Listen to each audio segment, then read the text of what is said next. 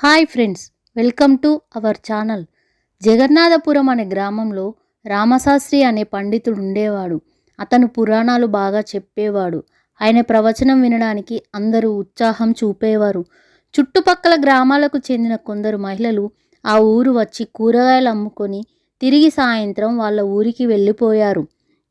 ఒకరోజు రామశాస్త్రి తన ఇంటి ఆవరణలో పురాణం చదువుతూ ఉండగా అటుగా వెళ్తున్న కూరగాయలు అమ్ముకునే ఈ మహిళలు ఆయన చెప్తున్న పురాణ ప్రవచనం విన్నారు. ఓం అనే ఒక అక్షరం చాలు, దాని సహాయంతో దేన్నైనా సాధించవచ్చు, మహాసముద్రాలను అవలీలగా దాటవచ్చు అని ఆయన చెప్తున్నాడు. ఈ ఒక్క ముక్క ఆ స్త్రీల మనసులలో బాగా నాటుకుపోయింది. వారి అమాయక బుద్ధికి అది పరమ సత్యమని నమ్మారు. వీరంతా ఆ ఊరు రావడానికి అడ్డుగా ఉన్న కాలువను దాటాలి, అందుకు రూపాయి ఇవ్వాలి, వెళ్ళేటప్పుడు వచ్చేటప్పుడు 2 రూపాయలు ఖర్చు పెట్టాలి.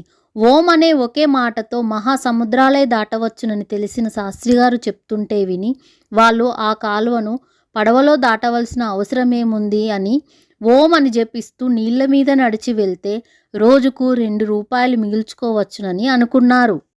రామశాస్త్రి చెప్పిన మాట మీద వారికి ఎంతో గట్టి నమ్మకం కుదిరింది. ప్రతిరోజు వాళ్ళు కాలువ దగ్గరికి వచ్చాక వారు పడవ కోసం చూడక ఓం అనుకొని కాలువ మీదుగా నడక సాగించారు.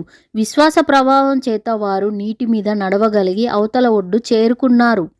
ఆ విధంగా ఆ స్త్రీలు ప్రతిరోజు కాలువ మీదుగా నడిచి వచ్చి కూరగాయలు అమ్ముకొని ఇంటికి తిరిగి పోసాగారు. ఇలా 1 నెల గడిచింది. ఆ శాస్త్రిగారి దయ వలన తమకు రోజు 2 రూపాయలు మిగిలాయి. ఆయన మనకు కాలువ దాటే రహస్యం చెప్పకపోతే ఏమై ఉండును? అందుచేత ఆయనకు మనము కృతజ్ఞత చూపాలి. మనం ఒకనాడు ఆయనను మన ఇంటికి పిలిచి భోజనం పెడదాము అనుకున్నారు.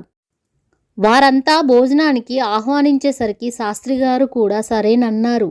ఆయనకు విందును చేసే రోజు కూడా నిర్ధారించారు. ఆనాడు ఆయనను పిలుచుకుపోవడానికి ఆ స్త్రీలలో ఒక ఆవిడ వచ్చింది. 2 కాలువ దాకా వచ్చారు. శాస్త్రిగారు నిలబడిపోయారు. ఆగారేం శాస్త్రిగారు, పోదాం రండి అన్నది. పడవ రాని అన్నాడు శాస్త్రిగారు.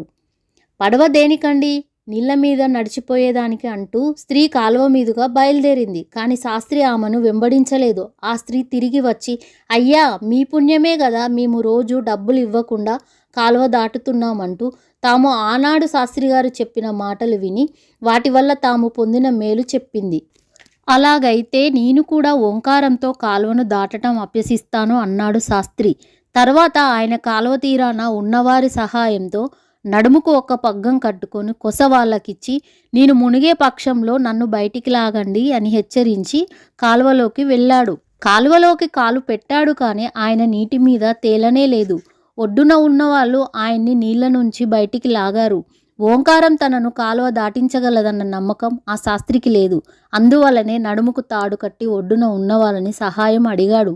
విశ్వాసం లేకపోవడంతో ఆయన నీటి మీద నడవలేకపోయాడు. ఈ కథ యొక్క నీతి ఏమిటంటే మనుషుల యొక్క విశ్వాసం అద్భుతాలను చేయిస్తుంది. మా ఛానల్ కనుక మీకు నచ్చినట్లయితే లైక్ చేయండి, షేర్ చేయండి, సబ్స్క్రైబ్ చేసుకోండి.